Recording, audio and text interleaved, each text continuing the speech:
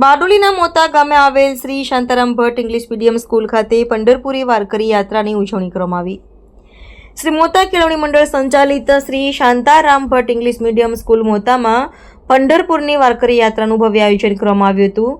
Shri Shantaram Bhatt English medium સ્કૂલમાં pre primary વિભાગના શિક્ષકો અને બાળકો દ્વારા ભગવાન પંઢરીનાથે મહારાષ્ટ્રના સંતોના તેમજ ભક્તોના આરાધ્ય દેવ છે, જેમની યાત્રા એકાદશીના દિવસે વારકરી સંપ્રદાયના લોકો દ્વારા કાઢવામાં આવી હતી, જેમાં બાળકો તથા શિક્ષકો મહારાષ્ટ્રીયન વેશભૂષામાં આવ્યા હતા, જેમ કે ભગવાન વિઠ્ઠલ અને રૂકમણી તેમજ વારકરી પરિધાનમાં ભજન કીર્તન સાથે વિઠોબાનું નામ સ્મરણ કરતા પાલખી યાત્રા કાઢવામાં આવી।